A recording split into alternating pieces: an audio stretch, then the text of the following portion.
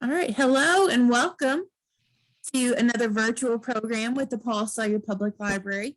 I'm Diane Dehoney, the Community Service Librarian at Paul Sawyer, and we're glad to have everyone joining us tonight. Before we begin our presentation, if you're joining us here on Zoom, if you don't mind to mute your microphone, we'd appreciate it. If you're more than welcome to leave your camera on if you like, but we would ask that you would mute your microphone. We will have a time for questions at the end. Also, if you have a question during the presentation, feel free to drop it in the chat box. All right. We are so proud to welcome Charles Bogart as our presenter this evening. Charles is a local author here in Frankfort and our local railroad expert, as I like to call him. Anything railroad you want to know, Charles is your guy. So tonight he's going to take us on our last leg of the L&N Railroad by postcard from Winchester, Kentucky to Corbin, Kentucky. So please help me to welcome Charles Bogart. Thank you for that round of applause. I can hear it all the way from Connecticut to Kentucky. Last time we followed the L&N or CSX track from up here at Cincinnati down to Winchester. And now we're going to follow the track from Winchester down to Corbin, Kentucky. This line here was a line that went up to Maysville, Kentucky. Unimportant within our story. We are at Winchester, and I'm sorry, that's my daughter calling her mother, I know, so I won't interrupt on that. This is the line we're looking at coming down here. The line from Cincinnati comes down to Winchester to Patio Yard where it splits. This line goes on to Corbin. This line swings off to Jackson, Hazard, and up to Whitesburg. It's the EK. It was the Coalfield line, basically dormant now. This line coming across here was the Chesapeake and Ohio line from Ashland, Kentucky to Louisville, Kentucky. And this was the Lexington Eastern from Lexington on up to Jackson. This line was later merged with the L&N line, and then the track from this part over was taken out. This track here is now operated by R.J. Corman Railroad, CSX Railroad, and this track is gone. We are at Winchester, Kentucky. It was a Union station. Chesapeake and Ohio train crossing here. Louisville Nashville train crossing apart here. Pause for a moment. This is a colorized postcard. This is not a colored postcard. They did not have colored cameras when they took this picture. The artist took it in black and white. He then made some notations about the coloring and sent it off to Germany, where some artist colored it what he or she thought the color should be.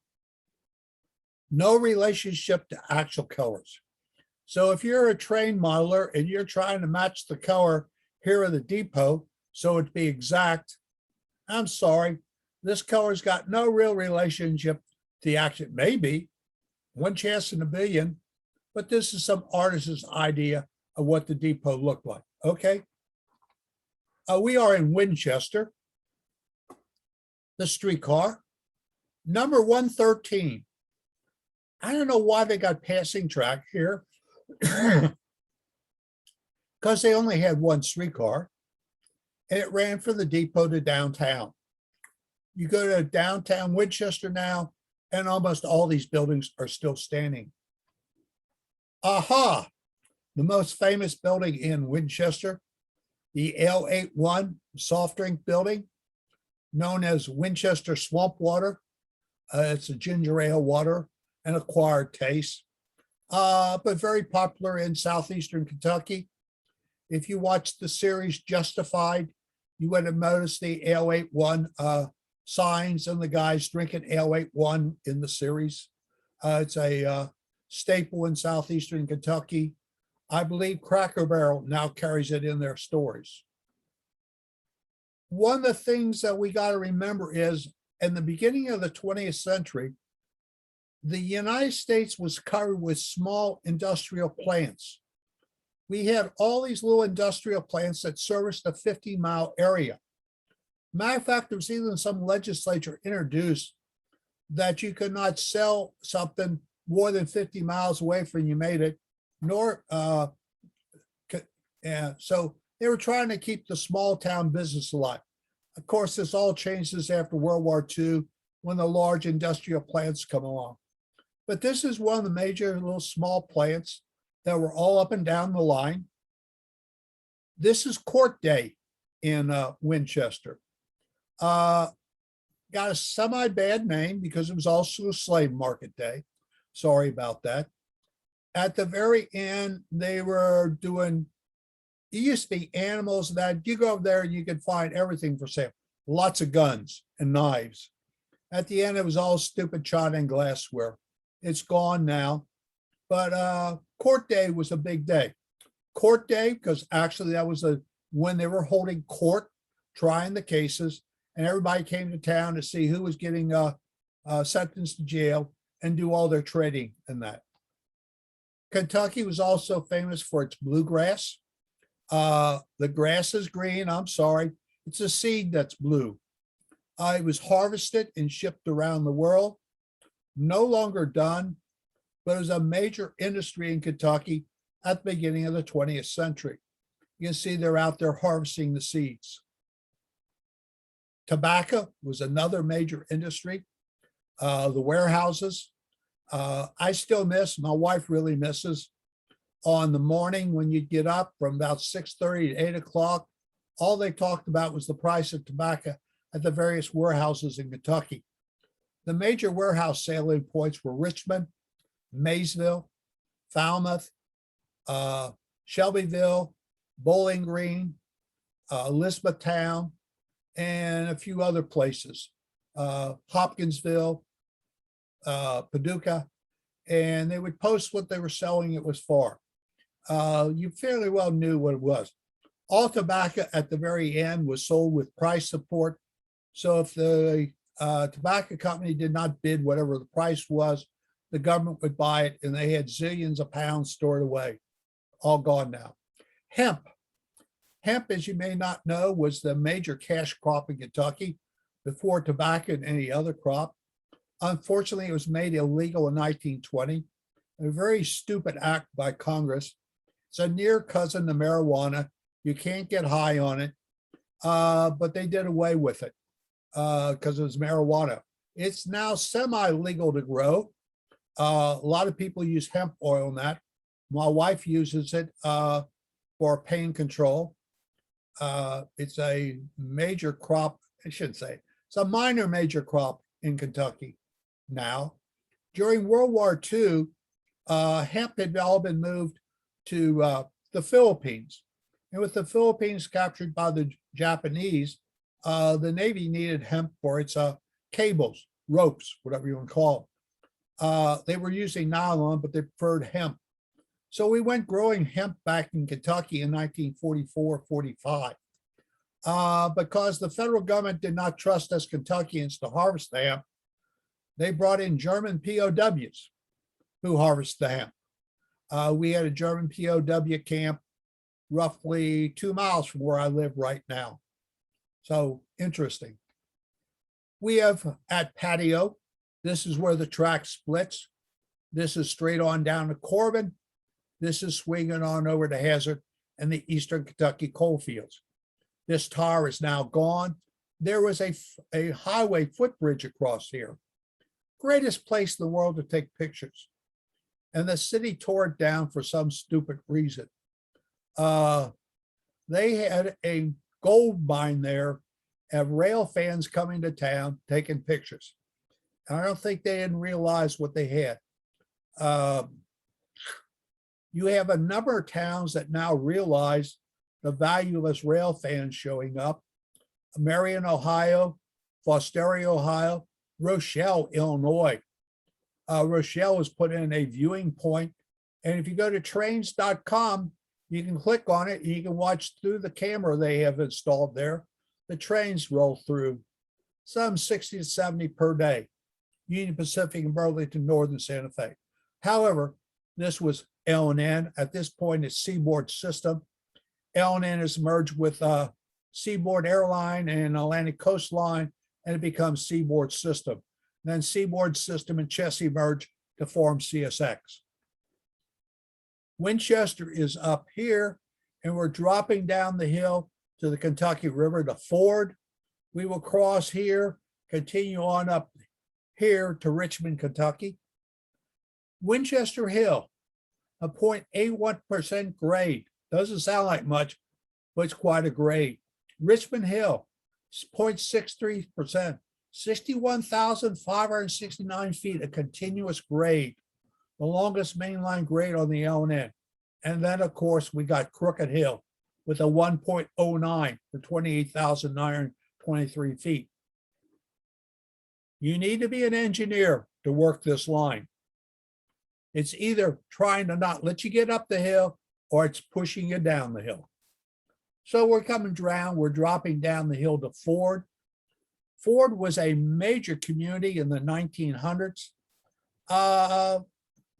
Some 3,500 people lived down here. I don't think you'd find 35 people here today.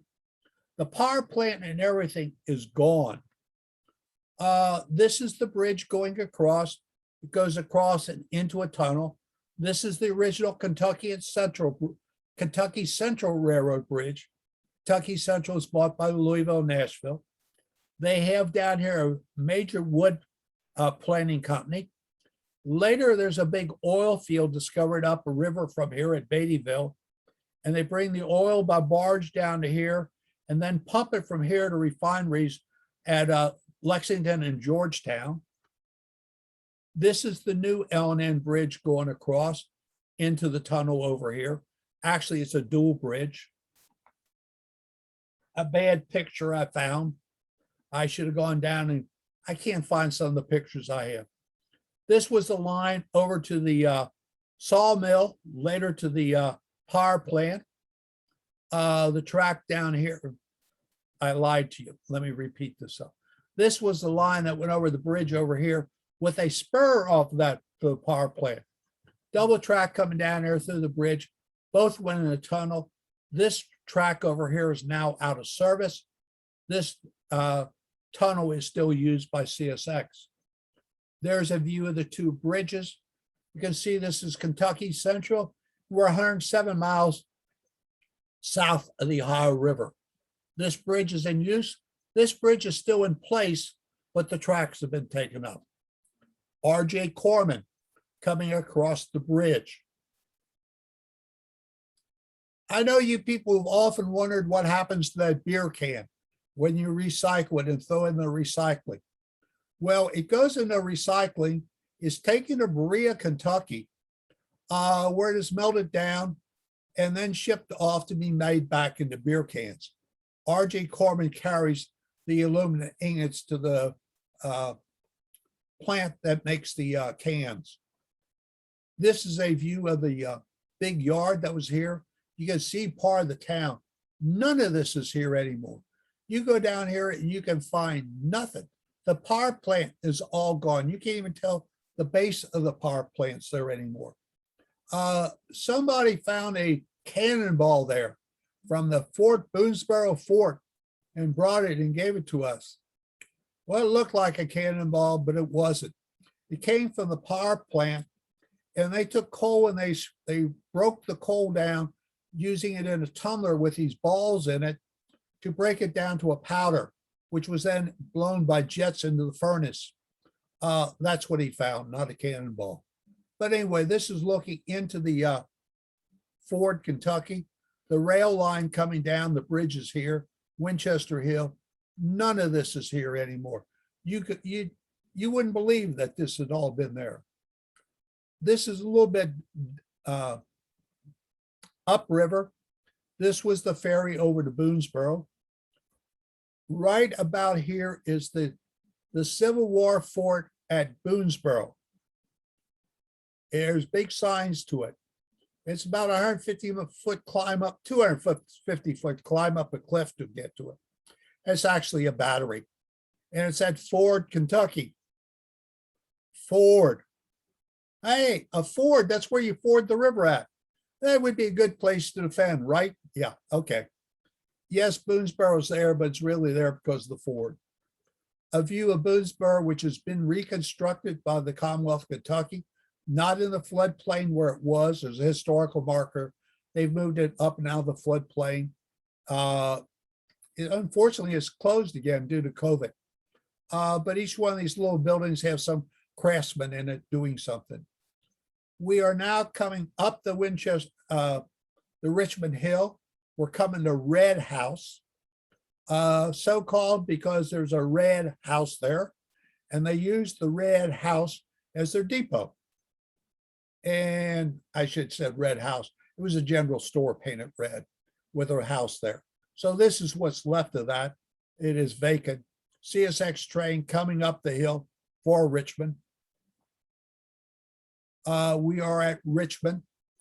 This is the Richmond, Irving, Nixonsville, and Beattyville. Later, the Louisville and Atlantic track coming across. Later, Louisville and Nashville. This is all gone. This is the L&N track that we're following down to Corbin. Okay, we're going to do two little shorties off this. We're going to take that track. Here we are at the Ronnie B station, or Louisville Atlantic station. It was roughly a mile from the L&N station. They put in a horse-drawn rail line, horse car line. Lasted a couple of years. The farmers all complained about their wheels getting caught in the track, so they tore it up. But here's our train in. The depot is gone, but this concrete slab's still there. And the track from here to about here is here. It's a team track in which they park some flat cars for offloading to some local businesses. Aha, there it is today. As I said, there's what's left of the depot. The track ends just about there. And this is used for some team track. Team track means that in the old days, you could bring a wagon in with a team of horses and back the wagon up to the boxcar to offload. Team track. We've gone on over to Ravenna Yard. People, there's nothing here. It's gone. There's no coal coming out of Eastern Kentucky. The coal business is over with. It's gone. This building still stands. The C&O rebuild program, and my mind is shut down on this, the number is taking place here. All this track is gone with the exception of 3 tracks here that are used for storage, and the old C&O, old L&N, now CSX main line going through there, which is closed. The rest of this is gone. Poor Ravenna over here. I don't want to say it's a ghost town, but they are in such economic problems, it isn't even funny. We've gone the other way, and this is at Valley View. This is the Valley View Ferry. My sister was up here from Florida last year. We rode it across, and she commented upon how nice the guys were that were working on the ferry. And what did that stuff on the back of their jacket stand for? MRJ. I explained a story. That was the MCRJ, Madison County Regional Jail. With the exception of the captain here, all the other crew members are prison release guys, day workers from the Madison County Regional Jail. These are the remains of the Ronnie B. Louisville Atlantic track that went across. This is a postcard, by the way. It's a cable ferry that goes across. Here's the cable, and you can see these are attached to the cable, so it won't drift. It just stays in put. Yes, there's power pushing it across. On to Richmond. This is the L&N depot, getting ready to head south for Berea. The depot's gone. All this track is gone. The track was here until about 2 years ago, and there's just now the mainline track left. Gone. There were 2 very neat boxcars here. at the Bluegrass Railroad Museum trying to get preserved, and CSX just cut them up. Another view of the depot there. As I said, it is gone. And a final view of. And there is what's there in its place today. CSXT, signal gang and maintenance away workers here. This little building, which was the baggage shed, still remains. You see all the tracks gone. It's just single tracks there now. Another there view of the old baggage room. Richmond, Kentucky is a college town. Eastern Kentucky University. There is a school. It was Eastern Kentucky Normal School. It was a teacher's training school. It has grown over the years to become a major university. Eastern Kentucky is loaded with colleges. They have lost again, I think it was 10% of their population again in the latest census. They're only getting kids here by recruiting them elsewhere. There is no local population to support these. Once again, interior of one of the tobacco sales. I went to one of these. I knew what they were doing, but I didn't understand.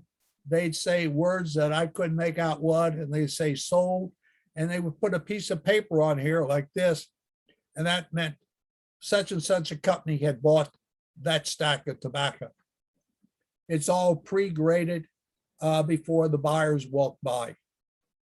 Another view of one of the sales.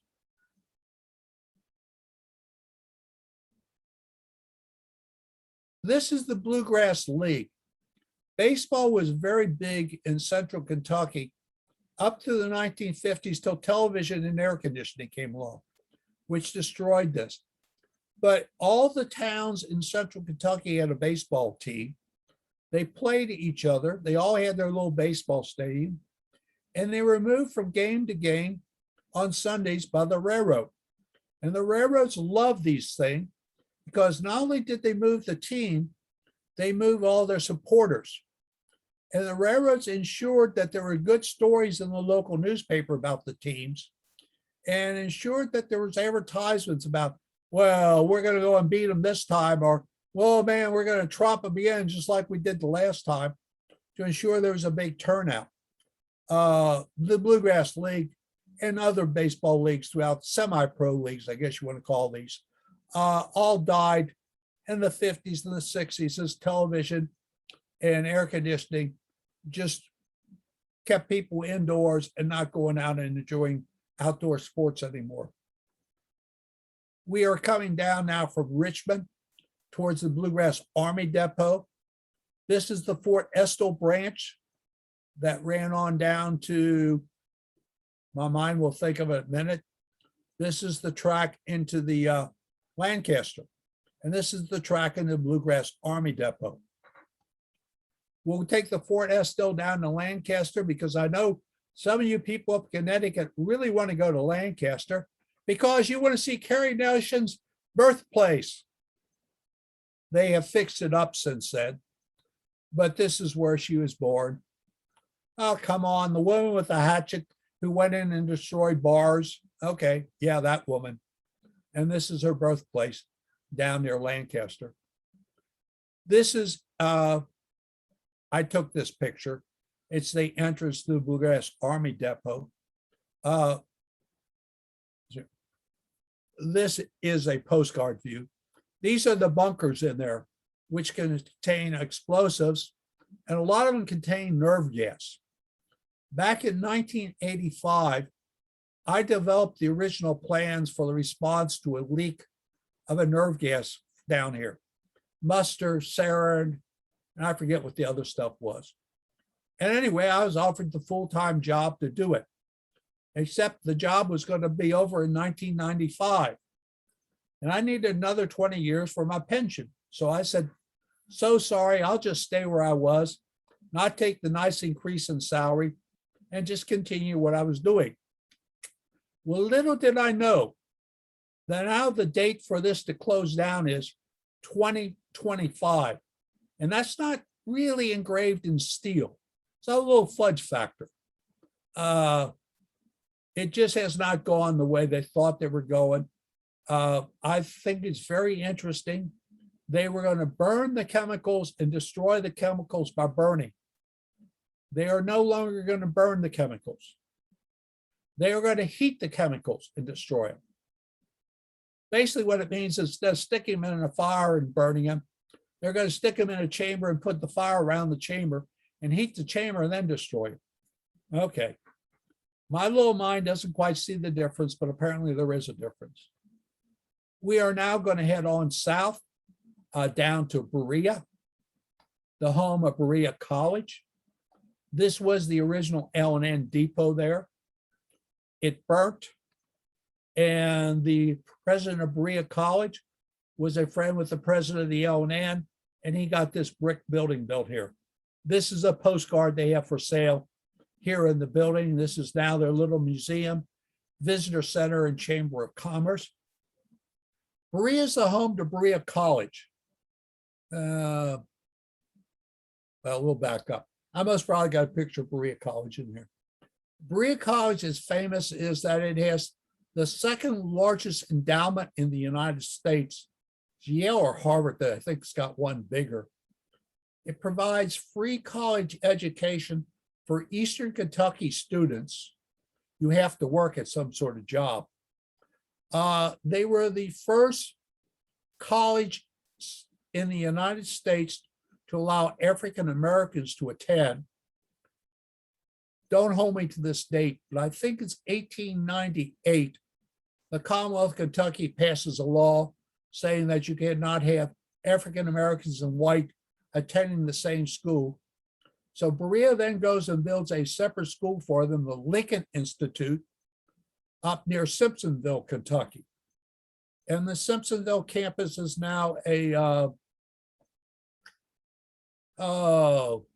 where they train, the government does the training programs for people. I would say volunteers American, but that isn't right. But anyway, they moved it up there. Of course, now the campus is back integrated, and anybody of any race, age, and sex can go to school at Berea. This is a view today. This is the depot track going down here, the tunnel here, and this is what's left, the freight depot. The yard, of course, is all gone. A close-up view of the tunnel. And what we're looking back here is Boone Gap. We'll get up to Boone Gap in a little bit. Aha, here it is. Boone Tavern at Berea College. The tavern is run all by students. Diner, the rooms for rent and that. I must admit, I have not been down there for a few years, but they had some, they gave the Colonel a good run, maybe even a better run for their fried chicken. Terrific fried chicken. We're heading south now, and this is give you an idea what Dixie Highway was like. US 25. They only paved this after World War II. I remember us driving this, my parents and I, 49 or so, and part of this was still gravel. We're coming down south. We're just, Boone Gap is just to the left. This is the old track coming across here, the Kentucky Central. You can see how low it is. This is up high across here. This is Dr. Jerry Rose, professor of engineering at the University of Kentucky. He teaches a college credit card on being an engineer, not a maintenance away engineer, civil engineer for railroads. One of the few accredited colleges to do that in the United States. Okay, we're heading south. We passed Boone Gap. We're now down to Bush Creek, coming down. Tracks coming down here. There's Bush Creek. We cross Bush Creek. Whoops, we go in the tunnel. We come out of the tunnel. Whoops, we cross Bush Creek. Whoops, we go back in the tunnel. We recross Bush Creek. You see in this short little section, 3 bridges and 2 tunnels to get across Bush Creek. This is sometimes recalled Bush Creek, but this is actually Orlando, Kentucky. If you're coming up I-75 and you get to the exit below Mount Vernon, if you get over off of that exit and go east, you will go to Orlando. We are north of Bush Creek. Here's the Bush Creek. I can't remember my tunnel numbers. Let me go back up. Okay, that's Tunnel 14 we're looking at. Bush Creek and Tunnel 14. It's a county road back here. I'm not trespassing. It's a county road. We've followed this county road around. We've moved up. This is 13 with 14 down here. Bush Creek, Tunnel, and then Bush Creek again. We've gone to the other side. We're now looking north at Tunnel 14. Tunnel 13's at my back. We've turned around. There's Bush Creek here. This is Girder Bridge. Tunnel 13, Eye of the Needle. We're on the other side. I did not walk up here. I flew my drone up here with my camera on my drone and took this picture. Anyway, looking from 13 up to 14, there is the bridge across it. Yeah, I did it, but I shouldn't have walked over it. It's dangerous doing stuff like that. We're 147 miles south of the Ohio River. And this is a postcard that unfortunately got folded with the train coming through the tunnel. There were two tunnels here, and they daylighted the one tunnel. That's meaning they took the top off, but for some reason, very complicated reason, they when they took up the tracks, they took up the tracks out of the daylighted tunnel and kept the tracks going through the two tunnels that had not been daylighted. Don't you hate people who find postcards and for some reason wind up folding them for some silly, stupid reason? This is that county road I was telling you about that goes back here and swings around. By the way, you can't take this picture today. It's all trees. You just can't get pictures like this anymore. This is a very old, real postcard picture of the depot at Orlando or Bush Creek. This is the general store here. The depot is gone, but there's the general store, abandoned. The depot was right there. There's that second track, which is now a county road. You can drive back this. And that takes you back to this side of the bridge. We're now going to head south out of Bush Creek down to Sinks and Mullen Station. We're up near Mullen Station, CSX train southbound. This is Sinks. This is there used to be a railroad track that ran from Louisville to Lebanon Junction, came on across through Lebanon and that through Mount Vernon, came out here, and then went south. This was the original track.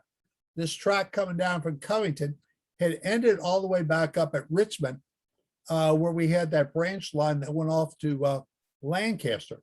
That's where that track went to, or to Eastern Kentucky. They put this extension in here. As you can see, there's signs here that tell you you're ending the KC and you're ending the Lebanon branch. We're gone down. I did not walk down here. I flew my drone down here. Okay. And we're looking back through the tunnel, back over here towards Mount Vernon. Postcard view thereof. This is what's still in Mount Vernon, the stone crusher. They have some sort of limestone there. That is the finest limestone in the United States for using for scrubbing in power plant stacks. So I don't understand exactly. I know how you do it, but I don't know exactly how to do it. You put the limestone in the between the coal you're burning and the top of the sacks, and the limestone absorbs sulfur and other impurities you don't want to get in the air. And this apparently here is the finest limestone for using it. Production, of course, is falling off as the various power plants close down that burn coal. I understand they expect they may continue production to maybe 2035 at the best, but production's just way down. On to Livingston, heading south. Man, this is really pre-US 25 days. We're coming on down and getting near Livingston here. Livingston was just about dead, and then they've reinvented themselves as a trail town. If you do four-wheelers, not the big ones, the little ATVs, they got the biggest mud places down there and steepest hills to go down. And you go down in a weekend and you're going to see 10,000 people running around in little ATVs covered in mud, having the greatest time of their life, chugging up and down the hill. But that's Livingston. There is the depot that was there. This was a major coal yard, nothing there today. The bridge that was there has been replaced. This is the bridge that's been replaced back here. There is the thing. Of course, you can see it was a real postcard. This is a view back in. That's all that's left of the depot. That's all that's left of the rail yard. And this gentleman wanted to know what I was doing down here taking pictures. And when I assured him I wasn't a Fed worried about his marijuana patches, marijuana country down here, good people. You want to know why it's marijuana country? Because that's all federal land over there. You grow marijuana on federal land and they find it, they can't confiscate it because they already own the land, right? So you grow your marijuana on federal land. Okay. So anyway, we had a nice chat and told me all kind of neat little stuff. And his biggest story was that there is a ford here. If you come down here on your GPS and it shows you how to get a ford across the river, don't do it. Don't do it. Don't do it. The ford isn't a ford really anymore. And he told me with great glee that some 5 months previous, the feds had come down to raid some marijuana patches, and they went across the ford, and both of their vehicles got stuck in the ford, got flooded out, and he thought it was the greatest thing that ever happened to the feds. Okay, another story. You get into this by coming back in at Hazel Patch and driving all the way around here past the Civil War battlefield, whose name will pop in my mind in a little bit. Okay, we're up at Hazel Patch. There's a Civil War battlefield up here. That's really worthwhile going up and see. This is Crooked Hill. It's the first battle in Kentucky is fought up here. I don't know why my mind shut down. But anyway, this is Crooked Hill. This takes a real trained engineer to get up and over. It is constant curves, constant upgrade. You're fighting the track all the way. Crooked Hill, 1.9%, 28,923 feet, some of the worst track in the world you ever want to run. And here we are, Crooked Hill. Whoa, we're going to curve. We're going into curve. You notice we're climbing. We're going into curve and we're going into a tunnel. Anybody that can run this track with a 150, 200 car train and not stall it out is an engineer in my workbook. Amazing, this track through here. This is a postcard that was sold to some rail fans. This tunnel is abandoned and this is coming through. As you can see, it's a painting postcard. That's the word I want to say. It's been used for some reading cards too along the way. We're coming out of the end of Crooked Hill. We're coming to East Bernstead. This is the, I'll tell you in a minute. I can't remember the name of the railroad going on. But you do it with what you do. Not all postcards are great postcards, but when they're the only postcards you can find, you keep them. Real postcards. The photographer wasn't always the best. The printing wasn't always the best. And sometimes they got left exposed to sunlight and they just went to, I won't use the word that they went to, but they went to bad shape. I think what's interesting, this one has been in grain service. You see the boards here. This was before they had cover hoppers. They'd load the grain into this. As they filled it up, these boards would get higher and higher as you fill the car with grain. Another real postcard view that's been colorized of East Bernstead. All this track is gone. There's nothing here anymore. And another real postcard of the town. Amazing that I found these three real postcards of the town. None of that is there, people. It's gone. This road still exists. Once again, a real postcard. Somebody went in there and shot a number of real postcard pictures. Around 1910, it looks like. There it is today. These are the Crooked Hill helpers sitting here. This guy is coming in off of Crooked Hill. He had power in the front. He had mid-train helpers, and he had power on the rear. Another view what's left the yard. This is where the depot used to be. That's the replacement of it. You remember the picture of the depot and all the buildings that were in back of it? That's the town now. It's gone. You go up in Eastern Kentucky, you got towns that are disappearing. Population is just falling apart. Letcher County went from 3 high schools to 1 high school. Went from 13 car dealerships to 1 car dealership. Population is just going. The age is climbing. All the youngsters are leaving for Lexington, Louisville, Cincinnati, Knoxville. Sad commentary on our time up there. On McKee, it was the Rockcastle River Railroad that was on off. Aha, there's their train with their 1 passenger car. They were up there cutting out timber. Once the timber was gone, they were gone. This is a postcard that the Chamber of Commerce of McKee sells. People, that's all there is of McKee. That's the county seat. That's all there is to McKee. And half those buildings are vacant. Welcome to McKee. On to London, moving south. By the way, this was the original rail line coming down, and they rebuilt it over here for a better grade.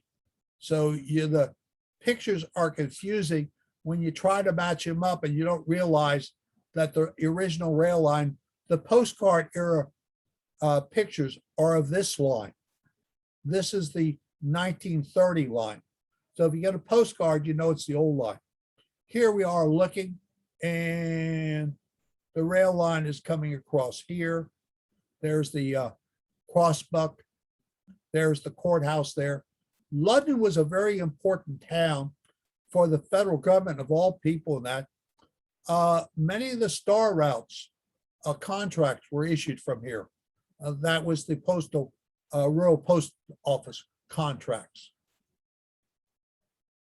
It is still the seat of the federal government in southeastern Kentucky. London is. Real postcard view of the depot. They are what they are, people. There's the view today. By the way, if you go there, right here is a bakery, a commercial bakery with a half price store there. My wife has fits every time we come through because I simply cannot resist going in there and getting freshly baked food at half the price of buying it in a store. But anyway, there we were looking at it. There is the bakery there. This is the yard in it, and all these things are covered hoppers with flour and other material supplying the bakery here. Moving on south, once again, US 25, Dixie Highway. Looking down towards Corbin, all of a sudden we're getting real hills in front of us. Coming on down to Lily. This is an aerial view I put in of Lily. This is where the depot was right here. Old US 25 here, now Kentucky 552. And now we're coming down to Corbin, the rail yard here. This was the locomotive shop, closed down. Car repair shop, closed down.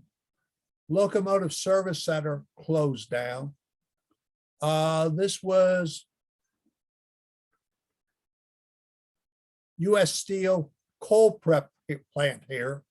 Later became Arch coal prep plant, now all abandoned. Most of this track in here is gone. They're getting ready to take this track up here. A few coal trains come through here. And this is the line, the Cumberland Gap line that went over through Cumberland Gap Tunnel into Virginia, and then swung up north, up into Harlan and Letcher County to the Cumberland Valley coal fields.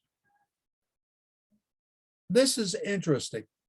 The city of Middlesboro, when it was founded, spelled its name B-R-O-U-G-H. The post office decided the correct spelling was Middlesboro. And the first time I went down to the work, I got so confused because the stationery said City of Middlesboro, and then it was the street address, and it says Middlesboro, Kentucky. So the city's official stationery had the town spelt this way, but because they knew the post office would not recognize the spelling, they gave their post office address as that. And here we are in Middlesboro. Cumberland Gap Tunnel is about here, coming through. The Cumberland Gap Highway Tunnel now goes through there. I worked on that as the planner for emergency response for the tunnel. The tunnel starts in Virginia, runs through Tennessee, and gets into Kentucky. Interesting. Did you know that Kentucky does not recognize the EMT certificate for Tennessee? And Tennessee does not recognize the EMT certificate for Kentucky and Virginia? And Virginia doesn't recognize, you understand what I'm saying? We had to get the EMTs working there, and the firemen working there, and their law enforcement guy working there, certified in all 3 states. Strangest thing we ever dealt with. And the other real weird thing is the tunnel drains into Kentucky. So we have any hazardous materials released, it wanders down in Kentucky. You cannot get it to the east-west portal. The west portal you can't find, it's buried. But if you go over to Cumberland, Tennessee, the east portal of the tunnel you can get to. Okay, we've come into Corbin. As I said, this was US Steel coal prep plant. They mined the coal up at Benham and Lynch, brought it down here, ran it through these tanks here, which had water in it, floated the coal off, dropped out the impurities, and then loaded the coals here. This is the east yard, which they're getting ready to take up. That's my daughter calling, our granddaughter calling. That's the locomotive repair shop, now closed. It was one of the major locomotive repair shops. This was the locomotive service center. This was the car repair shop. I'm a rail fan, and I just happened to be there the day the CSX people from Jacksonville showed up. CSX quarters are in Jacksonville, and you call them the Jacksonville people. Okay. And they did a tour of this. And they said this is one of the finest outfits they ever saw for car repair, locomotive repair, and for servicing. We're sorry, we're closing you down. We don't need you. And they were true. They didn't need them because coal production was falling off so much. that there just wasn't any work for these people. So this, as I said, they're getting ready to take out. This is all taken out through here. The track into here is being taken up. They were going to tear the building down, but it's got asbestos in it. Whoops. We'll just leave it stand and rot away. This is the car shop over here. They were going to tear it down. Whoops, it's got asbestos in it. So they're just going to let it stand there and rot away. This is still in use. There is still some coal moving through. And of course, this is main line here. It's unreal when I remember what this was like when I used to live down there and work. Another view of the yard.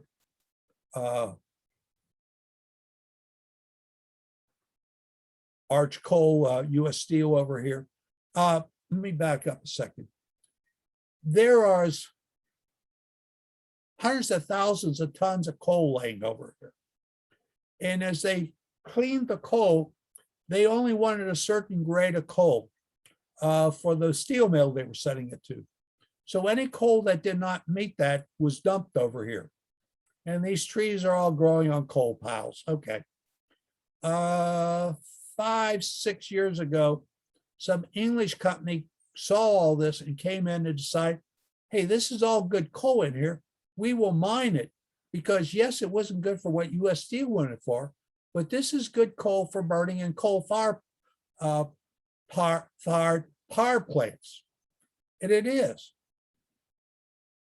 The trouble is they ran into some problems with an outfit called EPA. Apparently, as long as this stuff is sitting here, you're okay. But if you start moving it around, you got all kind of EPA requirements you got to go through on controlling groundwater and stuff. Rightly or wrongly, I'm not going to argue. I don't know how, like $10 million they put into, and they finally gave up because they were never going to get in front of the EPA regulations. Another view of the place. This is the depot. It still stands. They have brought in an L&N locomotive and a caboose that sits here. Colorized photo of it. They got a museum here. Chamber of Commerce is here. Visitor centers here. This is 1919. This is a colorized photo. These are Kentucky National Guard people here. In 1919, we had in Kentucky a wave of anti-African American actions take place. Lynchings, driving people out, a whole bunch of things. Due to the war, a number of the jobs that in Corbin had been reserved for white guys were filled with African Americans. When the war was over with and the guys were discharged, they came back to get their jobs and found the African Americans there. There was a civil uprising, insurrection, I don't care what you want to call it, in which all the colored people were collected, loaded upon boxcars and shipped out. The Kentucky Guard was brought in to restore order. I will tell you, that is not the color of the Kentucky Guard uniforms. Some 15 years ago, there was a story written about it and a documentation made that occasionally runs on Kentucky Education Television. I think PBS ran it a couple of times a number of years ago, but it is still a action remembered within the terrible things that was done to the African American population in Kentucky in those years immediately after World War I. There is that locomotive and caboose brought in. It's now been moved over to the depot. We got some postcard views now of the yard. That's one of the big Ymcas. That's one of the biggest steam locomotives the L&N had for hauling coal out of the coal fields up to DeCourcy Yard in Covington across from Cincinnati, where it would be passed on to the New York Central, the Baltimore and Ohio, and Pennsylvania for movement on north. Another view in the Corbin Yard. These buildings were torn down when the new locomotive repair shop was put in.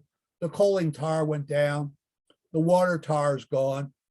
This is the track that led over to that east yard that they're going to take up. This is where they put in the locomotive service area that's coming out. Go back.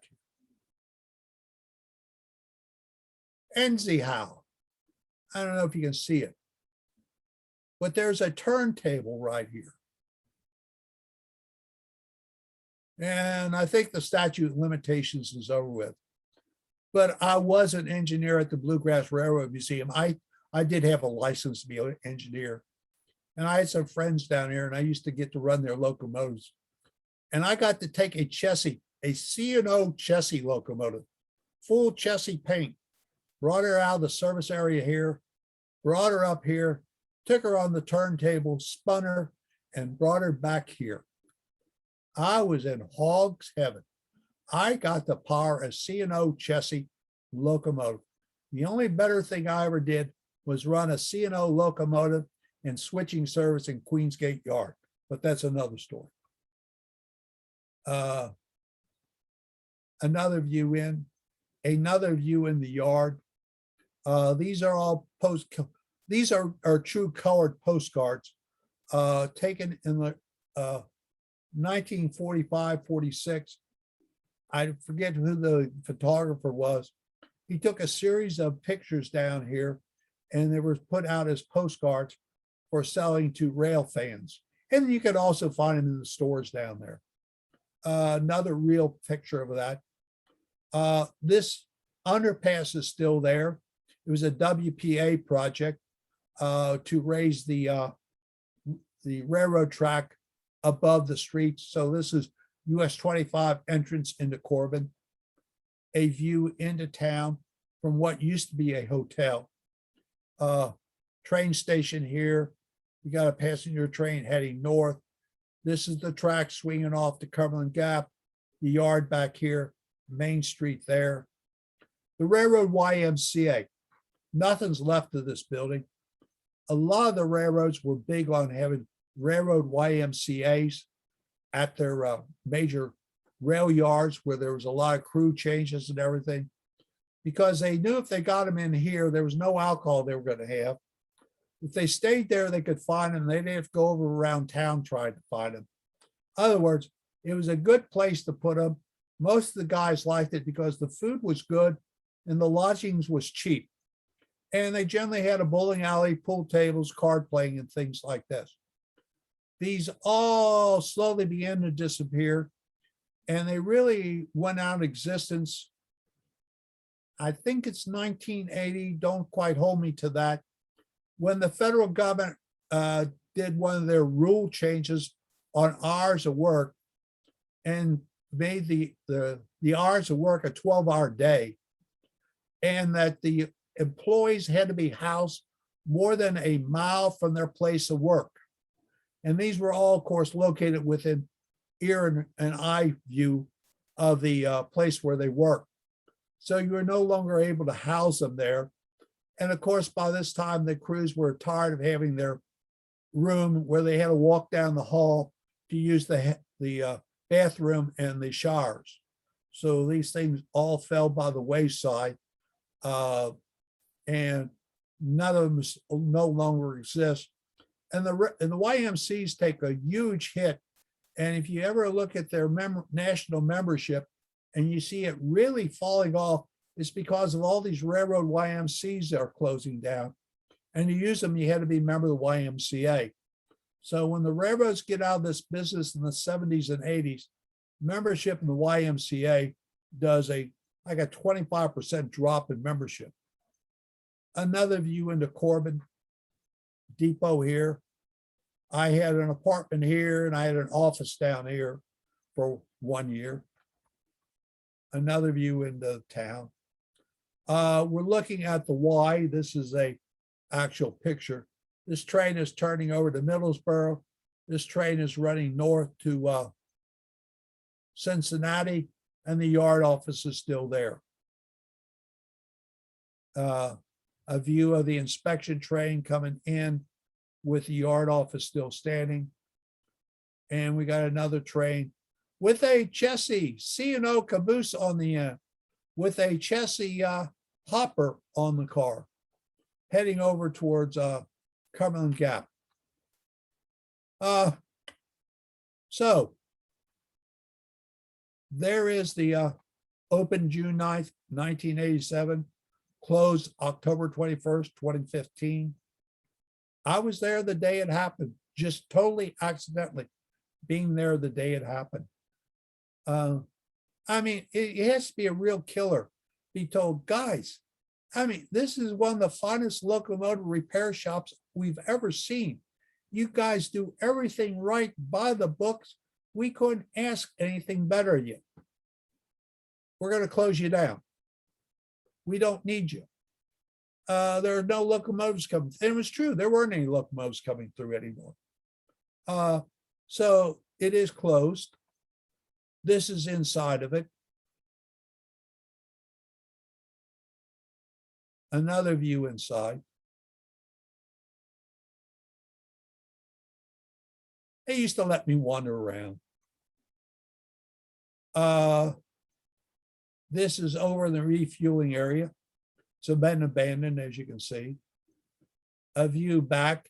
They're starting to take the track up.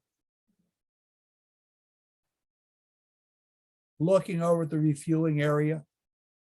The track is coming up. You can see it's all up in this section here. Track's up here, gone.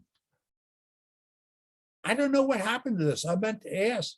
Last time I was down there, I drove by and it was gone. Hopefully they moved it to the museum. That's what I hope they did with it. This is the abandoned coal prep plant. We're up at the refueling area. There it is. I brought her back and hooked her on up to that train. Pictures.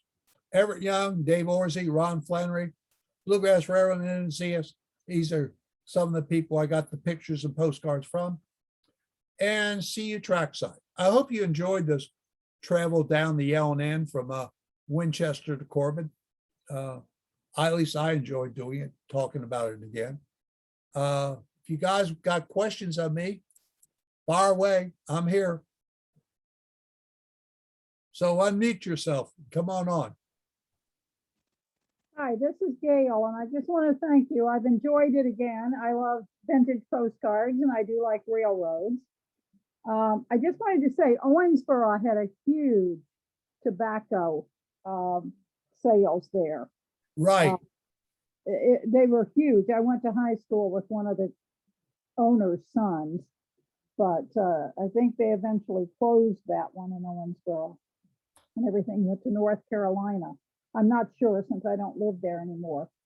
But all the ones in Lexington, all the warehouses in Lexington are gone. Yeah. It's now all student housing, except they don't have any students to house there because they're still doing virtual learning, but I guess they're making their money. The Shelbyville ones are gone. The Owensboro ones most of them are gone. They're, if you were ever in them, they were big and cold. yeah, They had no yeah. other use. And if you're ever in Connecticut, we have a ferry in the town that John and I live in. He's also on here, and it's started in 1665 and it's still running, the longest running in the country. So take a ride on it when you come. Yeah, I meant to mention the Valley View Ferry is the oldest continuous running ferry west of the Appalachian Mountains. Okay. And the other thing is I get an email from University of Kentucky every week, what's going on at UK.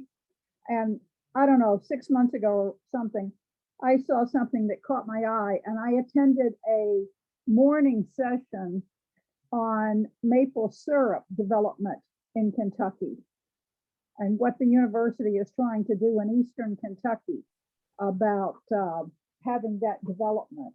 And they had come to New England to see all of the ones in Vermont, New Hampshire, and Maine.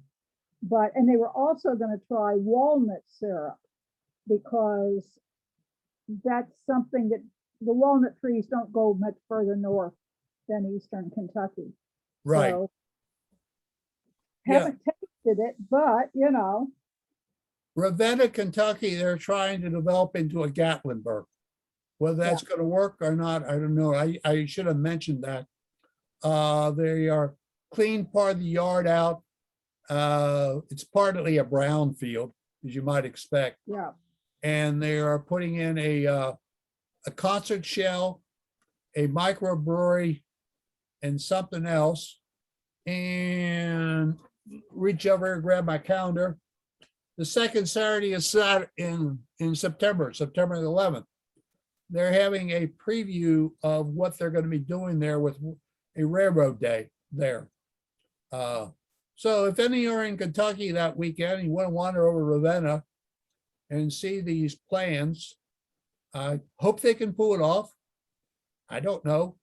But unless you dream dreams, you're not going to have anything happen. So they're dreaming a big dream, and they just may give Gatlinburg a run for their money. well, you know, it's not going to hurt to dream, and at least get something going. Right. Because it breaks my heart when I see so much loss there. And the other thing is, you mentioned the German POWs. Right. Have you been to the museum, and is it Morganfield? Yeah, Well- down there at Camp Breckenridge. Breckenridge, yes, where all of I guess they had quite a few artists that were POWs. Yeah. And And all of that. there was one up in Indiana, south of Indianapolis, whose name I can't remember. If you go up I-65, there's a sign pointing you off to it, Camp something or the other, which had Italian and German POWs. Because my father was stationed at Camp Breckenridge, World War II. Okay. But but I enjoyed this. I've enjoyed your other two also. Okay. And Thank you. I'm sure my friends that had intended to come will log on to get the rerun Okay. because they've enjoyed them also. Well, the reason why I'm doing this and Diane's recording this is apparently I'm going to die tomorrow, according to my wife, daughter, and granddaughter. And all those books in back of me need to be gotten rid of, along with all my railroad stuff and everything, so they don't have to take care of it. Well, I'm afraid they're just going to have to take care of it. But they're right. Need to start recording the stuff that's in my head that isn't anywhere else, so that some kid 20 years from now doing his dissertation at UK can go, oh, hey, here's all this information I need. I know I got an email from a cousin that also went to UK. He's now over in a little over in Ohio. But and it was on, I had sent him a thing about the Mark Twain home here with something that was going on. I thought he might want to zoom into. And he gave me some info on who really should have been written about for Uncle Tom's Cabin instead of the one that, was written by Harriet Beecher Stowe. Right. And from Kentucky, and that he had been there, when he was fishing as a kid and had seen the sign for it. But, you learn something all of the time. And I had never heard that story or anything, but I do tell everybody up here that Harriet Beecher Stowe never went further south than Cincinnati. Yeah. So, Hey, John, what's the RHHS stand for? Rocky Hill Historical Society. Oh, Rocky Hill Historical Society. Okay. He's I our can- treasurer. There I am. Okay. I put that on because my El Presidente asked me several months ago, you don't have your name up there. So I threw that up there and I said, well, people don't know who I am anyway, so just put that up there and they'll think it's probably Rocky Hill High School. So not Well- realizing I just turned 70 last year, so. I thought maybe it was, you had some sort of degree that I never heard of, And Oh, no, I was a supervising accountant before I retired, so. That's why they've had me in treasurer since the early 90s. Okay. I was making it royal something, something, that you were some attachment to Queen Elizabeth's court. Nope, I've stayed out of John, all that stuff. you could have made up something, like I made up stories about Kentucky when I moved to Connecticut. My license plate said Davis, Davis. Well, it said Ohio County where I bought the car, and then it had Kentucky on it. So people asked me why I had two states. I told them that we lived on an island in the Ohio River and were taxed by both states, and people believed me. And 20 years later, I heard the story, again, and I'm going, I can't believe after all of these years, people still remember me telling them that and believed it. Yeah. So John, think of a good story. RHS. You know what they say, that somebody is gonna believe something. So I know myself, I have to keep a lock on my mouth a lot of times because I've realized, like you're saying, it comes back years later. Yep. As long as I don't remember, I'm the one who said it. Well, Charles, I appreciate everybody being here tonight. Thank you so much for joining us. And even though this is the end of our L&N journey, we'll hopefully have some more programs for you here in the next few months that are railroad related. Charles said he has more for us. So, but also do take a look at our Facebook, the Paul Sawyer Public Library Facebook page, or our website at www.pspl.org. We have a lot of great programming coming up, virtual programming during the month of September. We have some really wonderful, some author talks coming up. Also, we have our quarterly Civil War Roundtable, which Charles is also involved with. But there's just a variety of programs, something for everybody. So we do hope you'll check those out and join us for another virtual event. But I thank you again for being here, and thank you to Charles for being our presenter tonight. We appreciate you sharing your knowledge with us, and we hope to see you all again very soon. thank you for putting this on. Thank you. Stay safe, everyone. Okay, you too. Thank you.